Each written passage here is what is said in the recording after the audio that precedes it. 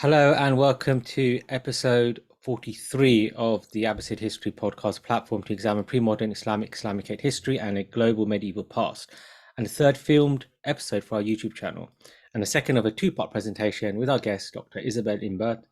The first was an introduction to the study of the history of Islamic art, and this part is on investing in Islamic arts.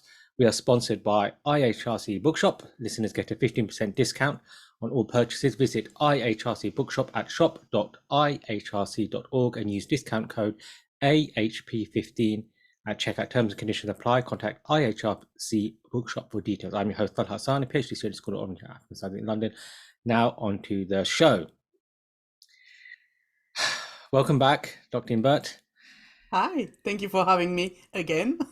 In your previous presentation, you gave us an overview of the history of Islamic art. Give us an overview of the Islamic arts market scene. Who are some of the main players? Where are some of the main auctions, and so on? Yes, so my pleasure to do that. Okay, so on the Islamic art market, there are two main categories of players. You have the auction houses and you have the art galleries. There are also private merchants, but they operate through one of these other two categories most of the time, so I will leave them aside. For Islamic art before 1900, there are two historic marketplaces. You have London and you have Paris. There are also a few other European cities, but they are minor, and the action is very much centered in London and Paris. In London, you have the main two biggest auction houses, Sotheby's, which was founded in 1744, and Christie's, which was founded in 1766. Both auction houses have been instrumental since their beginning in the circulation of Islamic artworks in Europe and in the world. They are very, very important. Now, they are the main places where the most prestigious artworks are sold. Case in point, 3 pages of Shah Tahmasp Shahnameh have been auctioned in the recent years, one at Christie's in March this year, the one in the middle, and 2 at Sotheby's, one in 2011, sold for more than 7 million. I don't have the exact number, unfortunately, so apologies for that. And the other one, which will be sold on the 26th of October. So if you are in London and you are listening to this episode before the 26th of October, go to Sotheby's, go see the page. The third main player in London is Bonhams, founded in 1793. Prices at Bonhams are generally lower than at Sotheby's and Christie's, and in recent years, interestingly, they have expanded their selection to include, for instance, Sikh art, which is Islamic art, but not really. It's it's a bit complex, but they have like really interesting selections as well. I've put here 2 pieces that will be sold in October this year. And finally, in London, you have Roseberries, which was founded some 30 years ago, and Chiswick, also quite recent, which offer large selections at lower prices and that make Islamic art generally affordable. You can listen to the Art Informant podcast, season 1, episodes 9 and 11 to learn more about the heads of the Islamic art department and what they do and how they do it, basically. Highly recommend these 2 episodes. All these auction houses in London, twice a year, they organize, so in March, April, and October, November each year, they organize public sales known as the Islamic Weeks. These are major events for everybody. So you have every expert, collector, merchant, scholars, enthusiast, everybody gathers to see the most prestigious and amazing selections. It is generally an exciting time, and if you are in London or are planning to go to London around these times, go see the public exhibitions. It's open to everybody. You do not need any type of justification. You can just go in and see the exhibition. You can handle the objects. It is a real privilege. So enjoy it. In Paris, the marketplace has changed very rapidly in the last few years. So now the main auction houses are Milon, Ader Normand, Arcurial, and the newly created Rime Enchères. They are the four main ones. You have other smaller ones, but these four auction houses have dedicated sale twice a year to Islamic art, around May, June, and around November, December, so after London Islamic Week. Paris prices are lower than Christie's, Sotheby's, and Bonham's. Historically, they've always been lower. But also with a very large panel of objects, you find some extraordinary pieces. I've put a few on the screens from previous auctions. You find some more affordable pieces, but also with good provenance, so everybody can find something they like. And as I mentioned, the second category is art galleries. They operate mainly in London, Paris, New York, Dubai, and they operate differently than auction houses. So galleries will buy from private collectors or from auction houses and resell to private buyers or to museums, for instance, and libraries after kind of valorizing the object, doing additional research, and sometimes exhibiting, lending to exhibitions, and so on. So their functioning is a bit more opaque than auction houses. Discretion is usually one of the key factors. So it's difficult to have external information about prices, for instance, and even more about their clientele. But they are main players as well. I didn't put the list of all the art galleries. There are a few, so you can check the resource page on my website for a list of Islamic art galleries. In your Bayt al-Fann interview, you recommended beginners just buy what they like, but at what stage does the beginner then be considered a serious investor? It's a difficult question, but it's an interesting question. Buying what you like is an advice that was given by my very good friend Anne-Sophie Joncoux-Pilorger, who is head of the Islamic and Indian art department at Milan. So she knows what she's talking about. And I find it to be the best advice, because if you don't spend money on artworks you love and you find beautiful, there is absolutely no point. But if one wants to become a serious investor, quote, one needs to see art as a financial investment, so detach themselves emotionally from the piece, I would say. And this is an important nuance because it requires really to shift your perspective and your perception of art. Art has always been a commodity, has always been a financial investment. So it's really, if you want to really be an investor, it's important, I think, to see it like that. Personally, I'm not a serious investor in art. I'll buy what I like, but I don't think there are particular steps to become an investor in art. Once you've accepted the fact that what you buy will be only with you for a short period of time, you then need to look into the market and how prices evolve. And that's the main thing, I think. It's not easy to make prediction on the Islamic art market. It's a very complex market and a bit of an unpredictable one. This is something I write quite a lot on, and sometimes I get it wrong as well. But when you look close enough, as I try to do, you see trends coming and going. You see particular productions becoming more or less popular. So you generally prices increase, but the amount by which it increase can vary, and sometimes some production will not sell because of different factor, on the usually external factors such as exhibition that put into light different things. So if there is an exhibition, usually the piece will sell better. Same with scientific publication. If there is a major scientific publication by a major scholar regarding one piece or one type of art piece, that piece will sell better. inflation, of course, is to be taken into account, but also you need to keep an eye on actuality, because some scandals, some conflicts as well, of course, war and political conflicts will impact the market and how a piece will sell.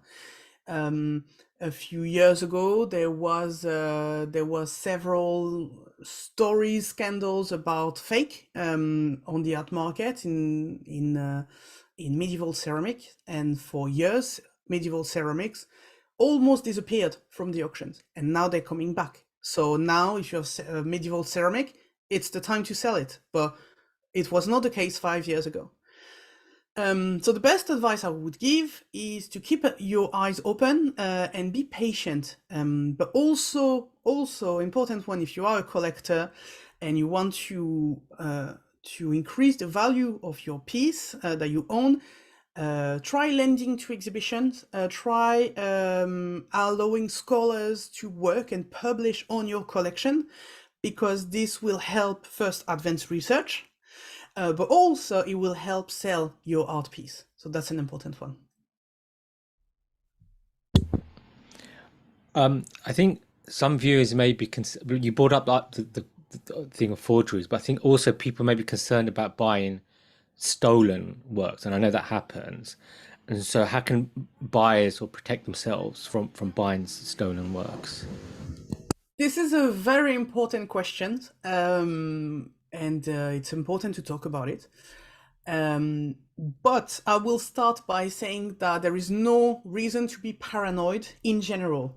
It's good to be mindful, though, and to follow a few basic rules, but not everything is stolen. Yes.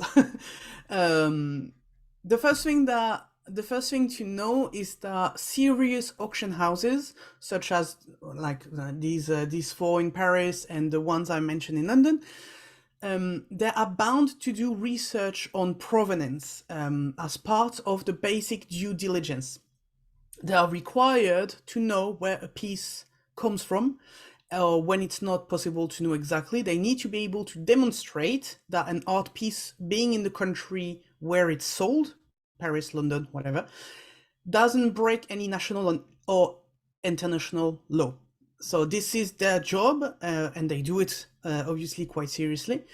And provenance research is a big topic. And provenance, for quick definition, is where the object has been before being sold at that time.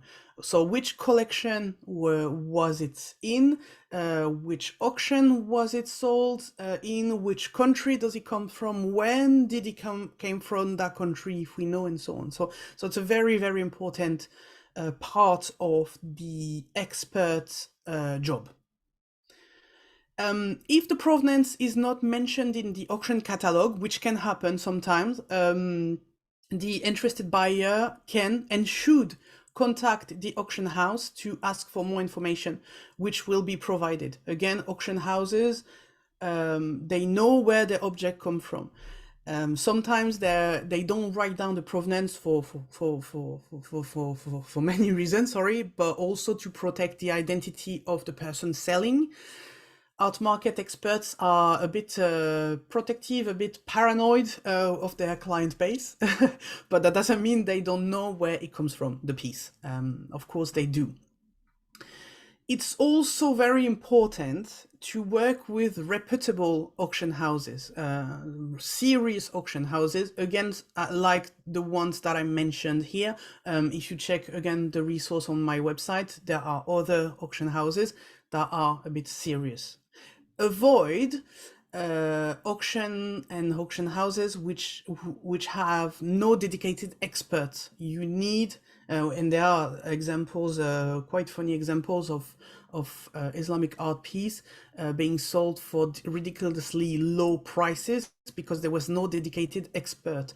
So always work with someone who know what they're talking about, and avoid auction houses that are a bit dodgy in the sense that they don't have a physical presence. They only do auction, online auction, and they never do live auction. You cannot see the object. it's better to avoid that in general. Online auction exists. It's not a bad thing. All the auction houses I just talked about, they have online auctions. And it works tremendously well. During the pandemic, online auctions have exploded, but these auction houses also have a physical presence. If you go to London or you go to Paris and you ask to see a piece, they will say yes, and you can see it, you can talk to people. So, it's an important nuance. And finally, I would say in the very rare cases where an artwork sold is discovered to be stolen, we had an example with the Timurid Quran very, very recently, that was actually sold by Christie's, and then it was discovered it was actually stolen from Afghanistan.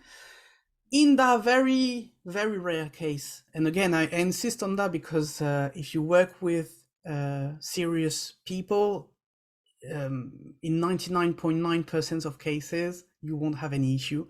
But in those rare cases, the buyer will give the object back to the authorities, and of course, they will get their money back. And in some, depending on the context, they can even sue for damages. They can sue the auction houses. But that's, of course, it's a legal process, so it's a bit more complicated than that. But basically, these are the steps. It's quite easy to protect yourself. It's just work with people that are serious and take their job seriously. So, so where do you see the Islamic arts market heading, and what would be your final advice to would-be buyers? As I mentioned earlier, the art market is quite hard to predict, but I would say that object provenance and provenance research are really becoming increasingly prominent. And I would not be surprised if new legislation, especially in the UK, would appear at some point to give a stricter legal frame to provenance. But even without legislation, vendors, auction houses, buyers, everybody's becoming more and more aware and more careful, because the fact is, no one wants to be dealing stolen objects. No one wants to be selling or buying stolen objects, unless, of course, it's your job to sell stolen object and you are illegal trafficker. But that's a different story. If you are a serious auction house or serious art galleries, no one wants to be doing that. So everybody is becoming very, very aware.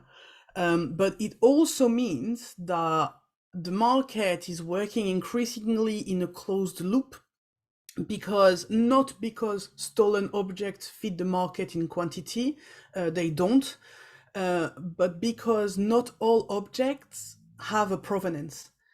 Some objects are passed down generations. They've things that have always been in the family, and no one can remember how it got there in the first place, when it got there, and of course there is no receipt of how it got there.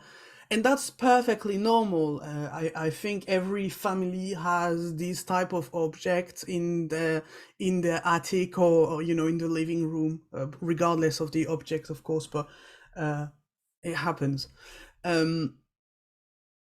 And these particular objects might become increasingly difficult to sell.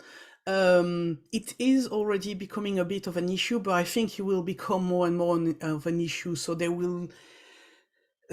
auction houses will need to find a workaround to be able to continue presenting on the market pieces that have never been seen before, which is the kind of one of the point of these auctions and the Islamic weeks, is to see objects that have never been sold or seen before. The pages from Shahnameh, they've been seen but not exhibited since a very long time. So it's an event. It's incredible. What final advice for would-be buyer would be the same as my first advice, actually. Buy what you like.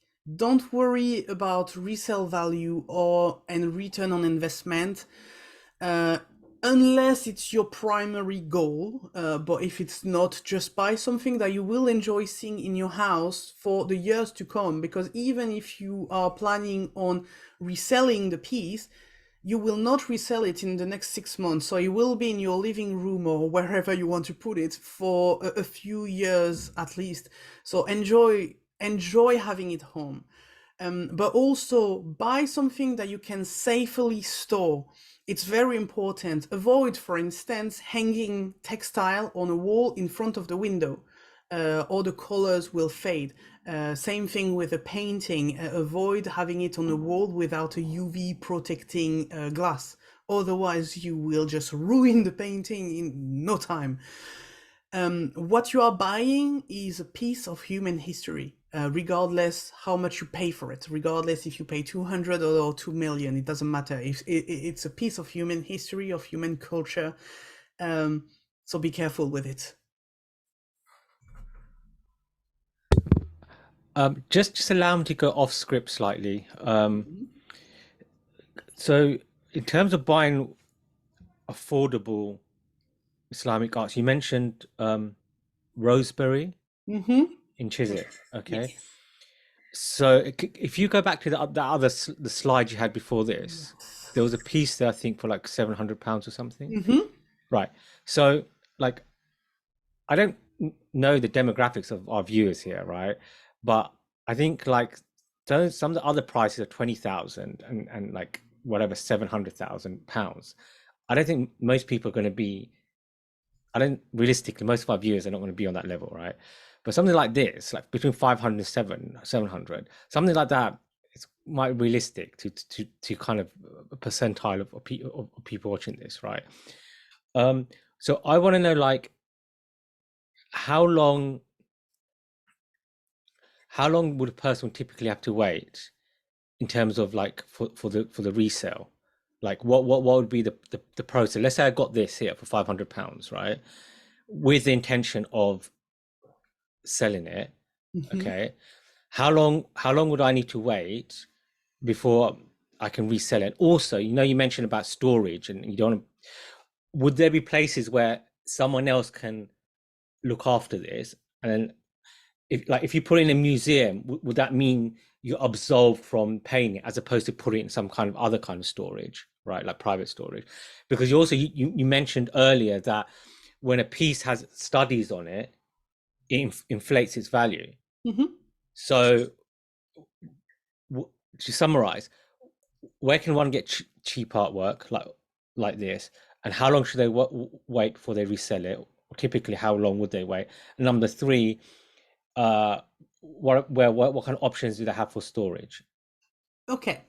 Very good question. So the first thing that I would say is when you buy a piece of art, regardless of the price, you need to take into account when you bid. For instance, this painting, I bid 500 and I win that bid, meaning that the painting is mine. However, there is what we call a premium on top of the price. So it's the auction house paying itself. So £500 will go to the seller. But usually, depending on the price, for something at £500, it's going to be 20 to 25% of that price will come on top of your purchase. So, so you will not buy something for 500. You will buy something for 500 plus 25%, which is. Is that the typical markup for auction houses, 25%?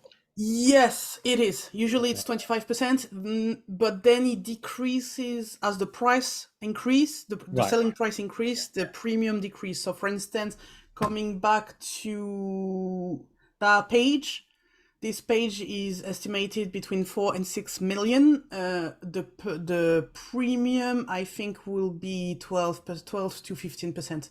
Right. So it decreases. But for pieces, like those two actually, usually it's around 25%. So take that into account if you want to bid. Check, first of all, check. Don't take my word for it. So check on the website of or the catalog of the auction house, the terms and conditions of the sales are written. So please check that that is the correct percentage, and then add this percentage to your budget, because if your budget is 500, you'll need to bid for less. That's one thing to know. Then how long do you need to wait? It depends really. For instance, I saw a painting that was sold in France this summer. It was sold in July, and it is now offered in London at Christie's this October. So less than 6 months. But usually, so it can be really, really fast. But usually, it needs to. There is usually there is a bit more time, but I'm not completely sure on that. I will need to double check. Some countries have legislations as well to frame the time that you can spend, well, the time spent between before reselling. But I don't have an exact answer here. I will need to double check that. So my apologies. And when it comes to resell, no, when it comes to storage, you typically, a collector will have to store what they buy by themselves. You cannot just give into a museum and then take it back when you want. It doesn't work that way. Museums have their own collection. They buy themselves, but they will not accept anybody's art. You can have loans to museums, yes, 100%, but it will be loans for a specific exhibition, a very short period of time. Not everything is worth to be loaned. Not all museums will be interested, and your collection needs to be a bit known for museums to know that you have what you have and contact you. So I'm thinking one of the biggest private collection of Islamic art is the collection of Professor Nasser Khalili, Right.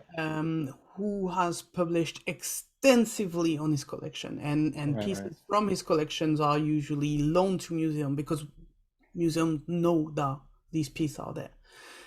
So typically you will have to find a way to store the piece yourself. That's why it's very important to buy things that you can store safely.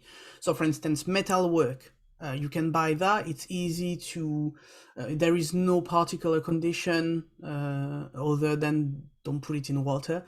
But there are no particular condition to store this safely. Same with ceramics. It's just a basic rule of taking care of things. But when it comes to things that are light sensitive, temperature sensitive, humidity sensitive, this is where you really need to think about what you're buying and where you're going to put it.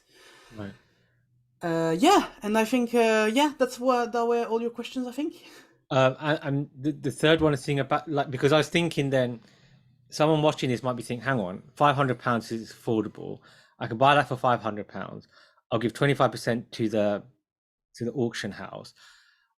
I'll ask a museum to take it. They'll, by being in a museum and allowing people to write a research paper on it, that is going to increase the value. And then come next year, I can resell it. So I'm just thinking a viewer might have that in their mind in terms of what possibly they could do in terms of investment. Well, yeah, it is the very, very best case scenario, let's say. If it's the ideal world of collector where you buy and a museum will contact you to exhibit your piece, and scholars will queue at your door to publish it. So that is the very best case scenario. But I think this is an interesting one because collectors also need to be realistic. This will not happen first overnight. That will take years.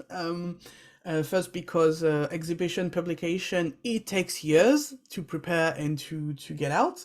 And also, of course, not all the pieces that you're going to buy are going to be worth exhibiting and writing about. Right. There are pieces from various qualities, and not everything is, and not every production is actually under scientific investigation. So you might have something that no one has ever wrote about. Um, so I think when you buy a piece of art, it might be interesting to also do a bit of research to understand what are the current trend of the scientific research. Where is this production? If you buy this painting, for instance, who is the scholar writing, or who are the scholars writing on this production of paintings? Would they be interested to work with you and to publish it? Like, so you'll need to maybe put yourself and your collection out there, should you wish to do that. Some collectors are very private and they will not communicate anything about their collection. But if you want to put yourself out there, you will need to do a bit of research, and maybe someone will pick it up, but maybe no one will be immediately interested by it. And this is where you will need to well, keep it a bit longer and enjoy it in your house a bit longer. Okay, let's wrap this up. Can you just go to the page after this one with the Shahnameh? That's it. Right. If any viewer watching this can afford any of this, please also consider patronizing the Abbasid History podcast, and also hire the consultancy services of Dr. Imbert as well. Good Where one. can, apart from obviously your website and your podcast, where else can viewers go next to learn more about investing in Islamic art, and then also tell us about some other things that you're doing and things that we can anticipate? Yeah. So yeah, it's, if you can afford this page, please please patronize us. I like that. Um, Otherwise, for people interested in the art market, the first step is to either go on the website of the auction houses and galleries of Islamic art and browse through the selection.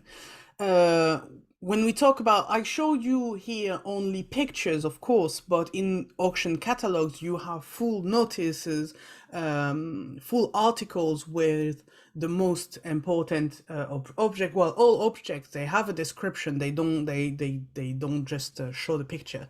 So you can learn a lot about art history by just browsing the auction catalogs, and it is generally a good way to learn about new productions, because these catalog entries, they come with bibliography. They can be very, very detailed.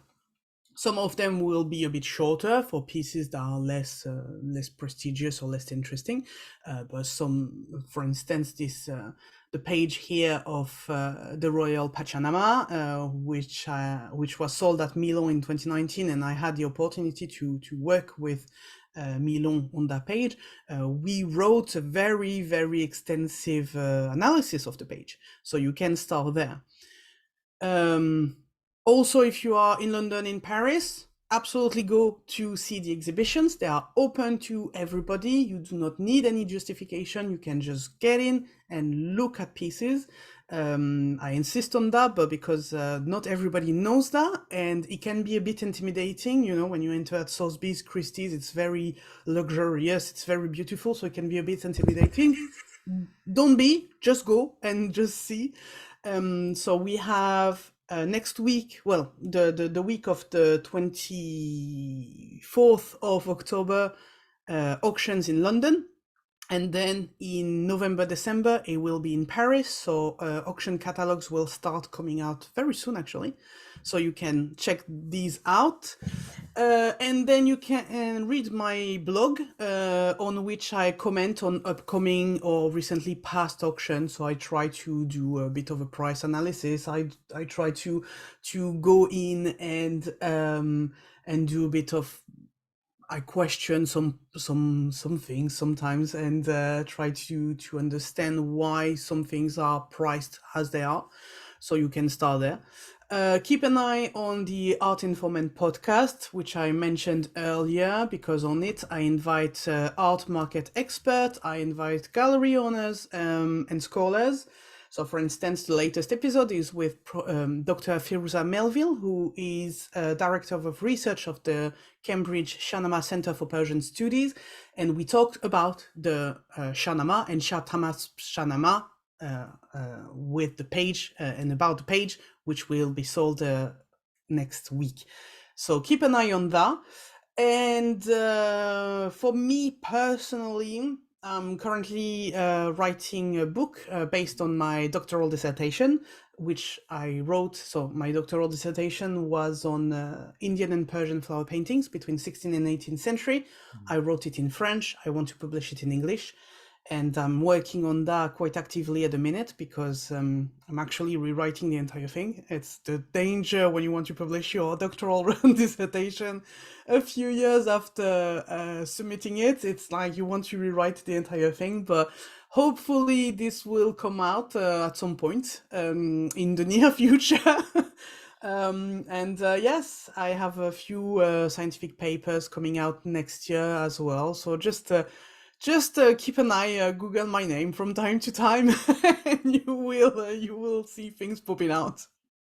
Okay, viewers, do subscribe to Dr. Imbert's podcast to keep updated on matters Islamic arts, and follow her on her Instagram as well. And so thank you so much for doing these two presentations with us, all done in one afternoon as well. You took a lot of time out for us and really appreciate it. And you've given your contact details there for people to get in touch with you. And thank you, viewers, for watching this. And do share your thoughts and your comments. Bye-bye. Thank you so much for having me. Thank you.